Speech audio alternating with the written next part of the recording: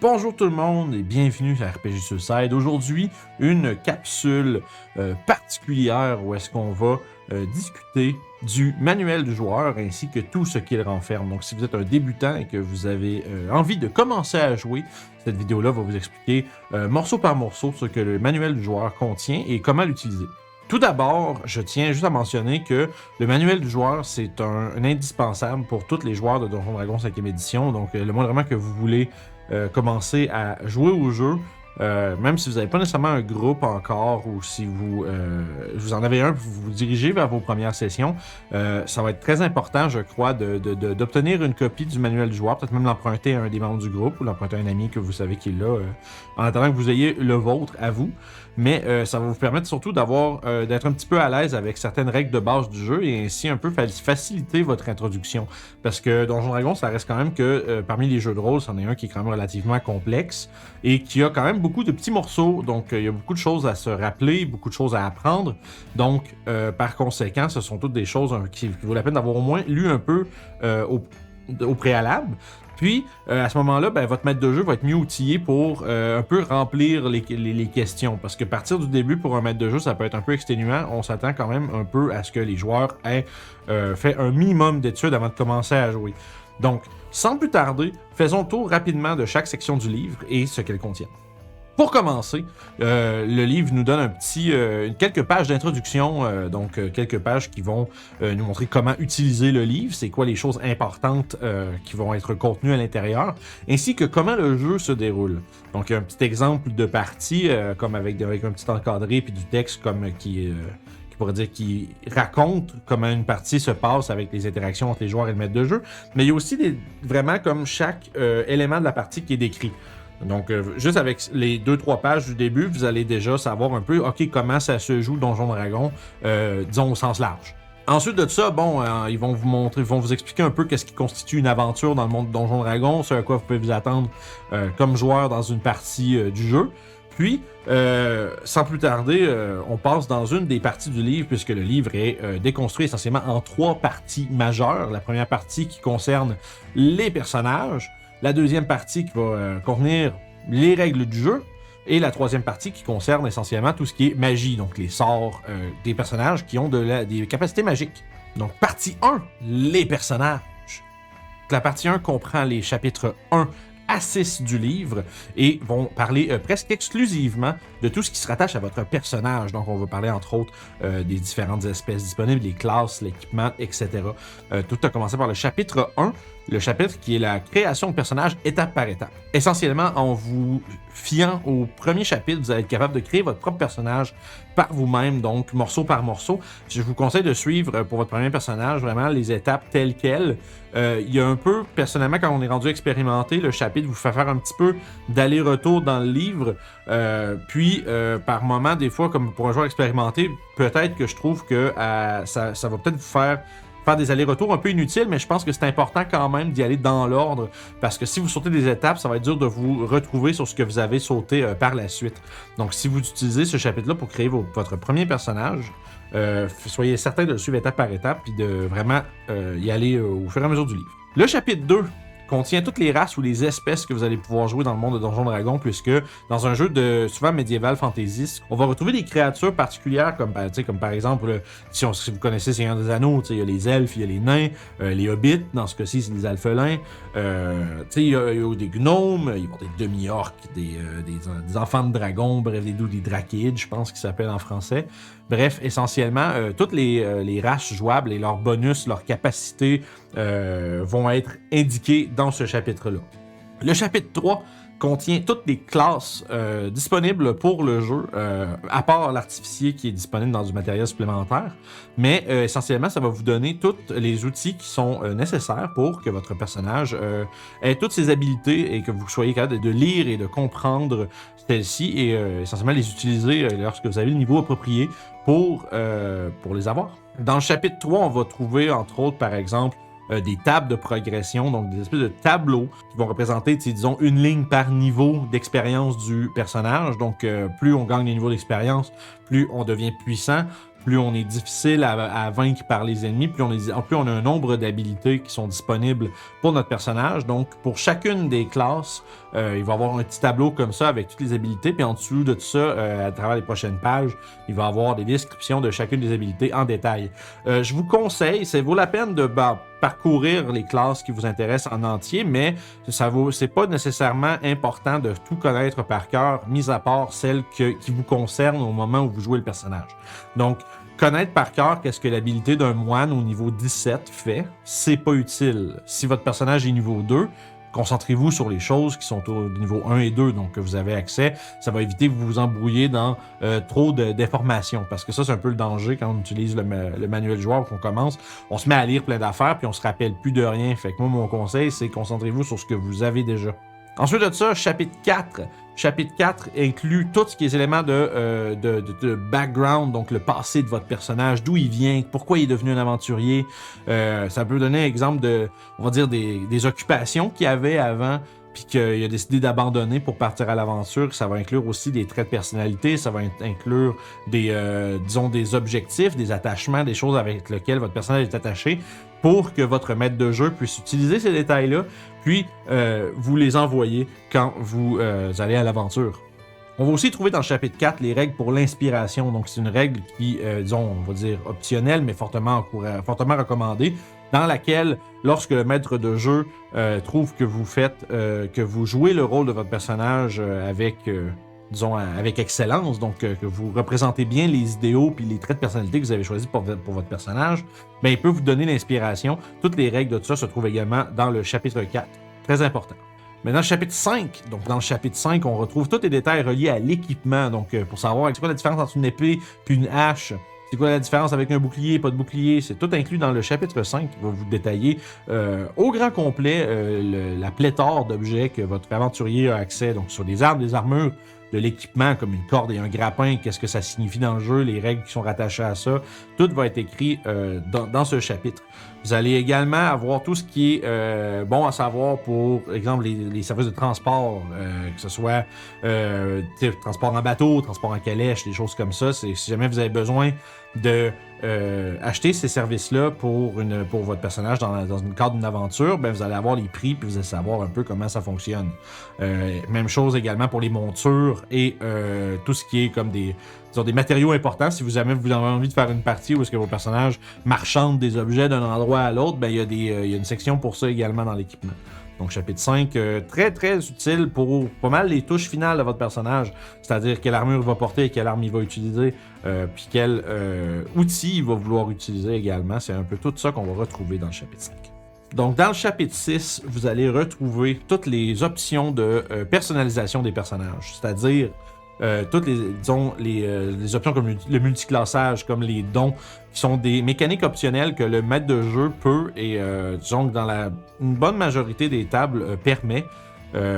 Donc, si vous voulez un peu diversifier l'arsenal de votre personnage, ça va être dans ce chapitre-ci que vous allez trouver des options pour le faire, mais comme toute chose, il faut bien entendu vérifier avec son maître de jeu en premier.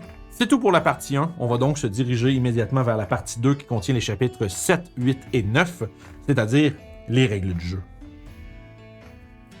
Tout d'abord, avec le chapitre 7, on va parler des caractéristiques du personnage. Donc, comment ça s'utilise, qu'est-ce que ça signifie, c'est quoi comment essentiellement on utilise les dés pour représenter ces habilités-là.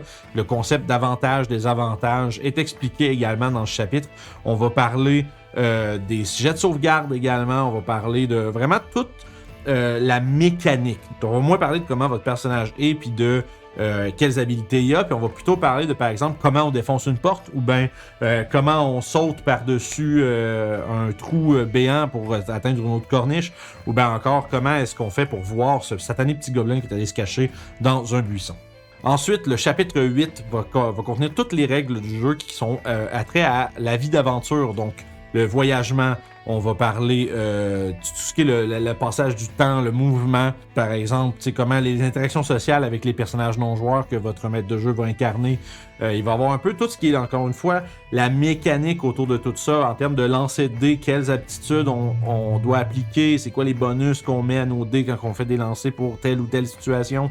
Ça va aussi expliquer les mécaniques de repos. Donc le repos court, le repos long, qu'est-ce que ça signifie, qu'est-ce qu'on récupère avec un puis pas avec l'autre, etc.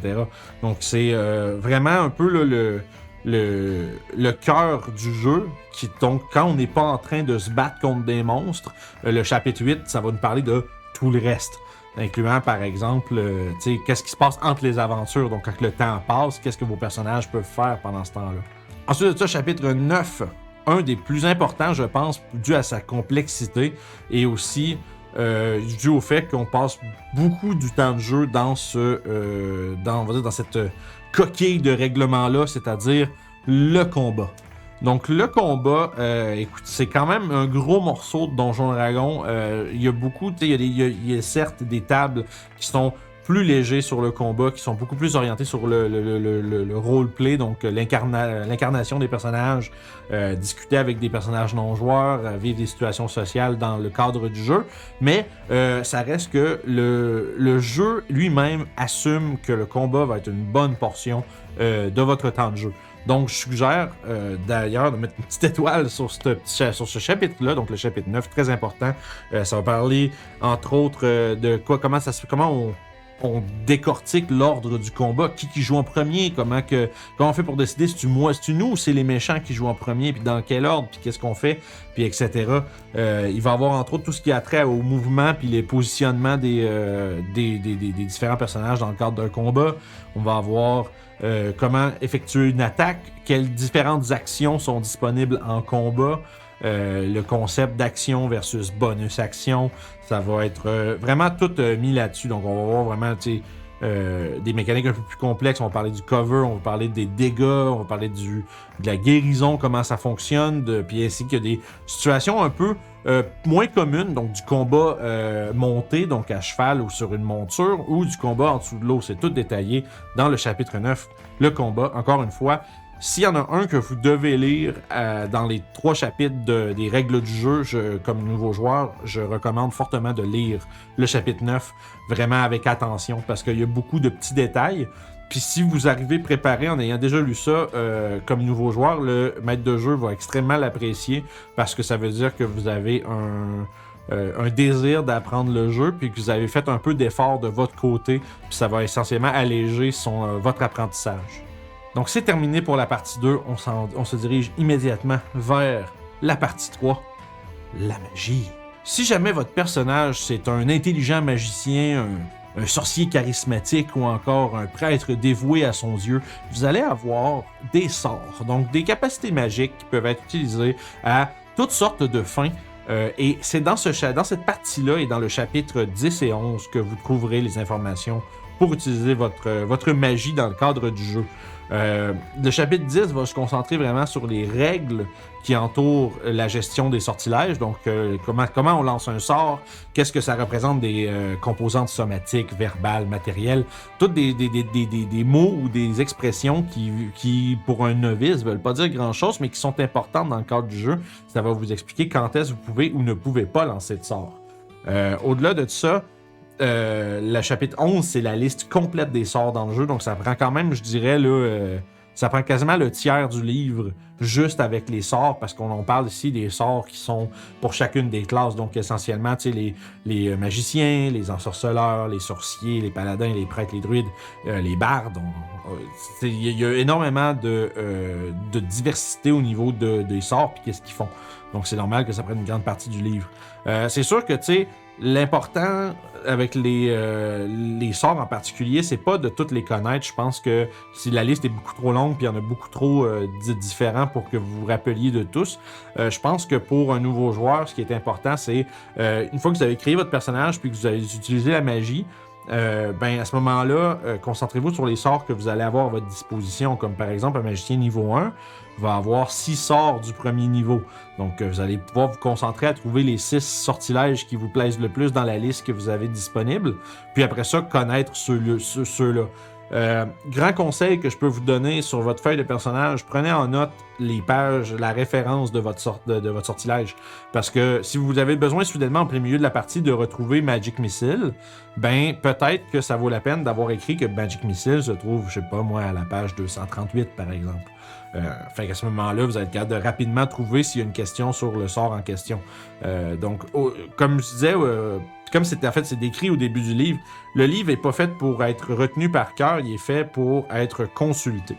Ce que ça veut dire essentiellement, c'est que on gagne beaucoup à noter des pages d'où c'est que nos affaires se trouvent. Que ce soit pour avoir vos sorts en particulier ou les habilités de votre classe, comme on a vu dans la partie 1, mais noter la page où ça se trouve pour obtenir plus de détails au moment voulu, ben c'est très pratique. Donc ça fait le tour de nos 3 parties du livre du joueur. Avec ça, vous allez savoir exactement tout ce qu'il y a dans le livre. Évidemment, comme nouveau joueur, moi, encore une fois, je recommande d'avoir ce livre-là à portée de main, au moins pour lire, comme je disais, le chapitre 9, super important. Chapitre 7, une fois que vous avez fait votre personnage, devient intéressant parce qu'on peut commencer à comprendre un peu c'est quoi la relation entre tous ces chiffres-là qui sont sur notre feuille, puis comment ça se traduit en termes de jeu.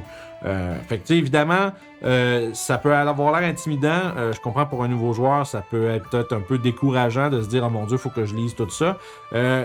Moi, je dirais l'important, c'est le chapitre 9 pour le combat, parce que sinon, il y a beaucoup d'informations, vous allez être un peu perdu.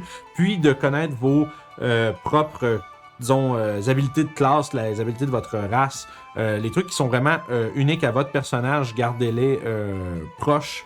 Puis ayez au moins pris le temps, de les lire, puis de retenir un peu le minimum. C'est pas grave de pas tout se rappeler par cœur. Il faut juste avoir une idée de base, puis après ça, si on a des doutes sur comment ça fonctionne, on reconsulte le livre pendant la partie.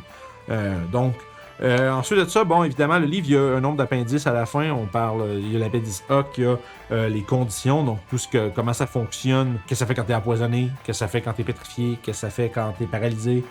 Ce genre de choses-là. Ensuite de ça, on a l'appendice B qui parle des dieux du multivers. Donc, par exemple, si vous voulez en apprendre un petit peu plus sur les dieux qui existent dans les différents mondes rattachés à Donjons Dragons, ben ça va se trouver là-dedans. Évidemment, ça peut être un peu plus développé dans le livre du maître.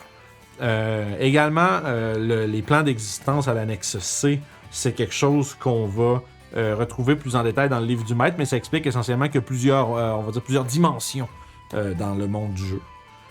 Puis ensuite, bon, l'appendice D, il y a des exemples de statistiques pour les créatures. Si vous n'avez pas le livre du monstre ou le livre du maître, puis que vous avez envie de vous faire une petite aventure comme pour essayer, ben il y a quelques créatures qui sont disponibles, on va dire un peu comme un peu pour une démo. Ben ça va se trouver dans l'annexe D. Puis finalement, il y a l'annexe E qui est de la lecture pour l'inspiration. Donc, si jamais vous avez envie de vous inspirer un petit peu pour débuter votre grande aventure à Donjons Dragons, bien, les auteurs du livre ont mis à votre disposition quelques romans ou quelques pièces de lecture qui sont très intéressantes à lire si jamais ça vous intéresse. Donc voilà, ça fait le tour du survol qu'on vient de faire sur le manuel du joueur. S'il y a quoi que ce soit que vous avez envie de savoir de plus sur le livre du joueur, peut-être que vous avez commencé à lire des questions que vous avez, bien écrivez-les dans les commentaires en bas. Ça va me faire plaisir d'y répondre. Je suis quand même très à l'affût des commentaires, donc ça va me faire plaisir de vous donner un coup de main avec votre lecture si besoin. Sinon, je pense faire une autre vidéo assez similaire pour le guide du maître. Donc, qu'est-ce qu'on y retrouve puis à quoi ça sert. Si ça vous intéresse, encore une fois, mettez un petit pouce puis un petit commentaire en bas. Puis on va se revoir pour une prochaine vidéo. On se repogne. Salut!